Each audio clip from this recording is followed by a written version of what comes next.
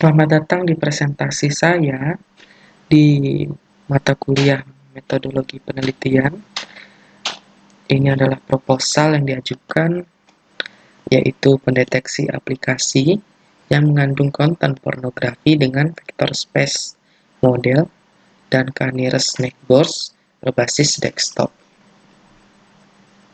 Dengan latar belakang yaitu banyaknya situs pornografi yang tersebar di internet yang mempunyai dampak negatif yang dapat merusak otak, yang efek negatifnya lebih besar daripada narkoba. Yang ketiga yaitu pemblokiran yang dilakukan oleh Kominfo hanya pada sisi jaringan saja, sehingga pemblokiran tersebut dapat ditembus dengan proxy atau VPN.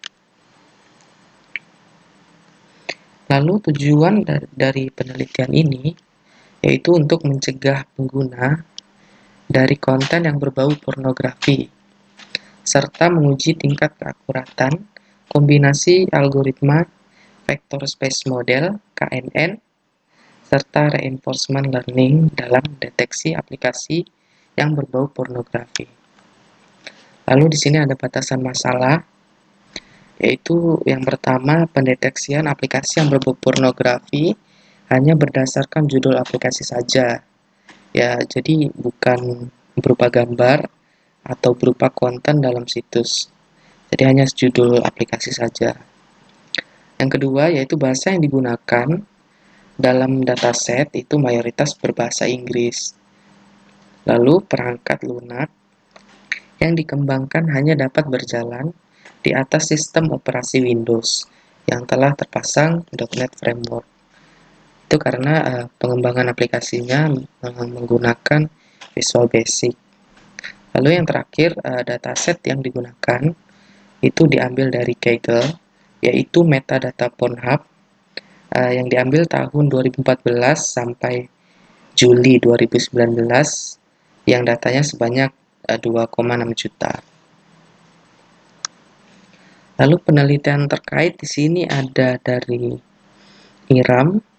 Pada tahun 2019 itu meneliti tentang derajat keterpaparan konten pornografi pada siswa SMP dan SMA.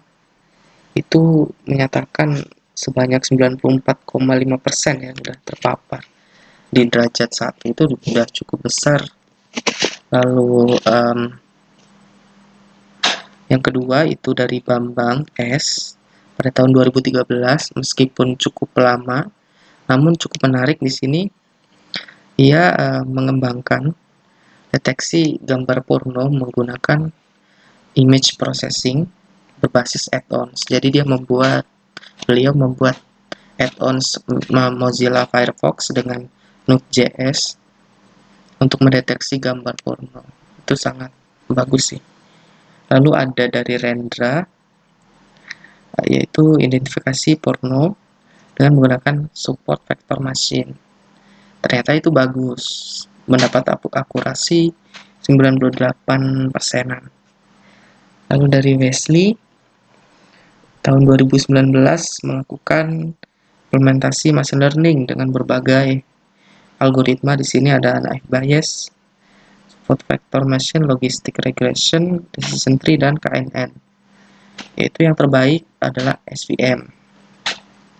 Lalu yang terakhir dari Ahmad, pada tahun 2019 melakukan deteksi pornografi dengan CNN, yaitu mendapat akurasi 85%. Ini juga menggunakan gambar. Lalu apa yang saya akan kembangkan yaitu pendeteksi pornografi, tapi dengan berbasis teks, yaitu dengan vector space model yang dikembangkan melalui pembobotan kata TF-IDF yang dilakukan perankingan dengan KNN yang menggunakan Euclidean distance untuk mengukur jaraknya. Lalu juga ditambahkan reinforcement learning. Di setiap pendeteksiannya, pengguna dapat mengirimkan feedback di sana, lalu feedback diterima oleh sistem sehingga sistem dapat memperbaiki dirinya sendiri. Lalu pada akhirnya akan diuji dengan evaluasi dengan confusion matrix yang menghasilkan akurasi, precision, recall, dan F1 measure.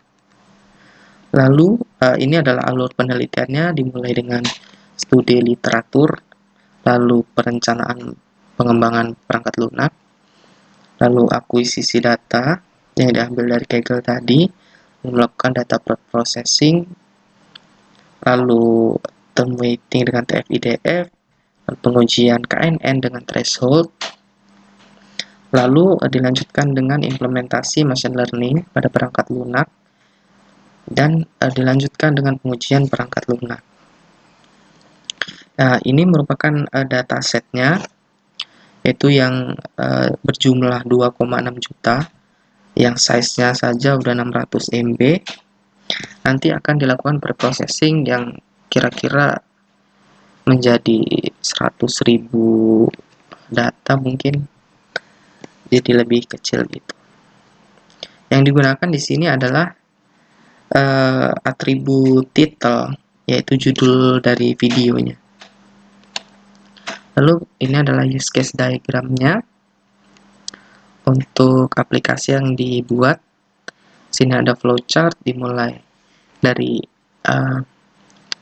jika program dimulai itu pendeteksinya aktif, jika aktif mengambil judul aplikasi yang sedang dibuka, lalu melakukan klasifikasi judul dengan machine learning, lalu apakah hasilnya termasuk pornografi, dan jika iya, akan menutup paksa aplikasi yang mengandung pornografi tersebut. Lalu ini adalah user interface, yang di sebelah kiri itu adalah saat inisialisasi awal, yang di kanan adalah login untuk mengakses pengaturan, yang di kiri ini itu pengaturannya, itu bisa mengganti kredensial, dan yang di kanan, yang di bagian kanan itu adalah pengaturan pemblokiran, jadi bisa diaktif atau nonaktifkan oleh admin.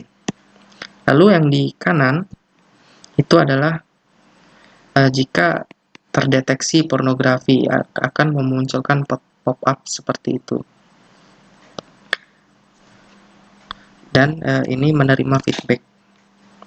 Lalu pengujian yang dilakukan yaitu dengan 100 data testing, diuji di beberapa kondisi, yaitu K ganjil dari 1 hingga 13 dan threshold dari 0,01 hingga 0,99. Kombinasi ini menjadikan pengujian sebanyak 693 kali pengujian pada K dan threshold yang berbeda. Jadi nanti diambil yang paling baik akurasinya atau F1 measure-nya. Nah, evaluasi model yang dihasilkan menggunakan confusion matrix berupa akurasi, precision, recall, dan F1 score atau F1 measure. Terima kasih telah menonton video ini.